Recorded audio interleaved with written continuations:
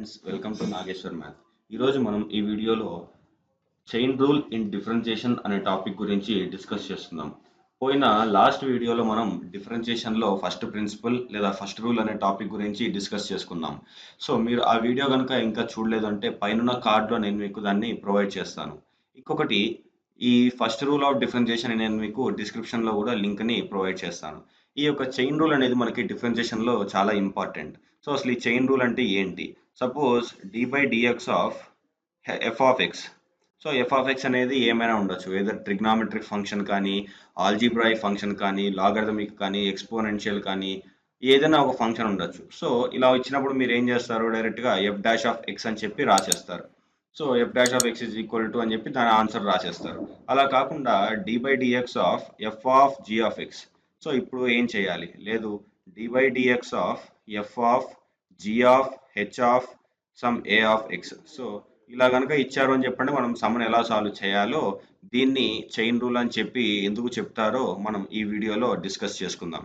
So ఈ video కనుక మీకు నచ్చినట్టయితే కంపల్సరీగా ఒక లైక్ మాత్రం ఇవ్వకుండా ఉండద్దు. సో మీరు ఈ యొక్క చైన్ రూల్లో మీరు ఎలా నేర్చుకోవాలి, అసలు ఎలా అర్థం చేసుకోవాలి అనేది ఇప్పుడు నేను మీకు చెప్తాను అనమాట. సో ఆ చెప్పేది నేను ప్రాబ్లం ఎక్స్ప్లెయిన్ చేస్తూ చెప్తాను. సో ఆ ప్రాబ్లం ఏంటంటే dy by dx of sine of log x. ఇది నేను తీసుకున్న ప్రాబ్లం. సో ఇప్పుడు నేను దీన్ని డిఫరెన్షియేషన్ చేయాలి.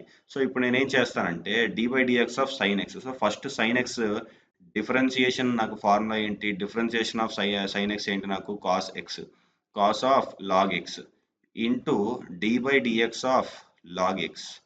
So into dy by dx of log x. So ఇప్పుడు మనం ఏం చేయాలి? ఈ cos of log x into dy by dx of log x ఏంటి? 1 బై ఎక్స్ ఇంటూ మళ్ళీ dy by dx of x. So ఇది చైన్ రూల్ అనమాట. So ఇచ్చిన డిఫరెన్షియేషన్ ఫార్ములా అంటే ఇచ్చిన డిఫరెన్షియేషన్ వాల్యూ లేదు, కనుక్కోమని ఇచ్చిన డిఫరెన్షియేషన్ మెథడ్ లేదు, ఒక వాల్యూ లేదు, ఒక ట్రిగ్నామెట్రిక్ ఫంక్షన్ ఏదైనా ఒకటి ఇచ్చిన దాన్ని మనం ఇలా రాసుకొని సపరేట్గా అనమాట. ఇచ్చిన దాన్ని ఫస్ట్ సైన్ ఎక్స్ ఇచ్చారు, ట్రిగ్నామెట్రిక్ ఫంక్షన్ ఇచ్చారు, ఒక ట్రిగ్నామెట్రిక్ ఫంక్షన్ లోపల లాగరిథమిక్ ఫంక్షన్ ఇచ్చారు, ఈ లాగరిథమిక్ ఫంక్షన్ లోపల మళ్ళీ ఒక ఆల్జీబ్రాయిక్ ఫంక్షన్ ఇచ్చారు. సో ఫస్ట్ మనం సైన్ అంటే ట్రిగ్నామెట్రిక్ ఫంక్షన్ డిఫరెన్షియేషన్ చేయాలి. సో చేసిన తర్వాత లాగరిథమిక్ ని మళ్ళీ డిఫరెన్షియేషన్ చేయాలి. ఇది అయిపోయిన తర్వాత మళ్ళీ ఆల్జీబ్రాయిక్ ని డిఫరెన్షియేషన్ చేయాలి. సో ఇట్లా డివైడ్ చేసుకొని మనం చేయాలన్నమాట. సో ఇక్కడ dy dx ఆఫ్ x మనకి 1. సో ఇప్పుడు నాకు ఇక్కడ వాల్యూ ఏమవుతుంది? dy dx of sine of log x value నాకు ఏమవుతుందంటే cos of log x by x. So ఇది నాకు వచ్చే వాల్యూ. సో ఇది మీరు ఇక్కడ 2 ఫంక్షన్స్ చూసారు. ఇక్కడ నేను సపోజ్ వేరే 3 ఫంక్షన్స్ తీసుకున్నాను అనుకోండి. సో 3 ఫంక్షన్స్ ఏంటి? Log of sine of x square. So ఇది నేను తీసుకున్న 3 ఫంక్షన్స్. ఇక్కడ లాగ్, సైన్, ఆల్జీబ్రా అంటే ఇక్కడ లాగరిథమిక్ ఫంక్షన్ వచ్చింది, ట్రిగ్నామెట్రిక్ ఫంక్షన్ వచ్చింది, ఇంకా ఆల్జీబ్రాయిక్ ఫంక్షన్ వచ్చింది.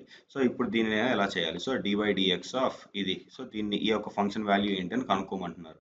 సో ఈ ఫంక్షన్ వాల్యూ ఎలా కనుక్కోవాలి? First differentiation of log x ఏంటి? 1 బై ఎక్స్. సో 1 బై ఈ మొత్తం రాసుకోవాలన్నమాట, sine of x square into dy dx of sine of x square అనమాట, into dy dx of sine of x square. ఇది మనం రాసుకోవాల్సింది. సో నెక్స్ట్ ఇప్పుడు 1 by sine of x square into differentiation of sine x ఏంటి? Cos x. So cos of x square into dy dx of x square.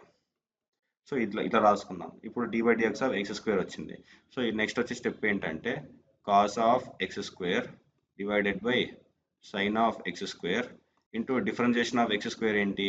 2x. So ఇప్పుడు 2x వచ్చేసింది. So ఇట్లా మనం differentiation అనేది చేయాలన్నమాట. సో ఇప్పుడు cos by sine ఏమవుతుంది? నాకు cot of x square into 2x. So ఇది నాకు వచ్చిన ఆన్సర్. సో ఇలా చైన్ రూల్లో ఏంటంటే డిఫరెంట్ ఫంక్షన్స్ ఇస్తారనమాట. అది లాగరిథమిక్ ఫంక్షన్ కానీ, ట్రిగ్నామెట్రిక్ ఫంక్షన్ కానీ, ఆల్జీబ్రాయిక్ కానీ, ఎక్స్పోనెన్షియల్ కానీ, ఏమైనా కానీ. సో అలా డిఫరెంట్ ఫంక్షన్స్ ఇచ్చినప్పుడు ఇలా మనం సపరేట్గా డివైడ్ చేసుకొని రాయాలి.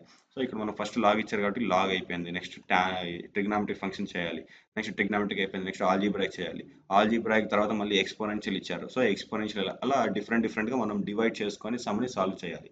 సో ఓకే ఫ్రెండ్స్, ఈ వీడియో కనుక మీకు నచ్చినట్లయితే లైక్, షేర్ అండ్ కమెంట్ చేయడం మర్చిపోవద్దు. మరిన్ని ఇంట్రెస్టింగ్ వీడియోస్ కోసం ఛానల్ని సబ్స్క్రైబ్ చేసుకోండి.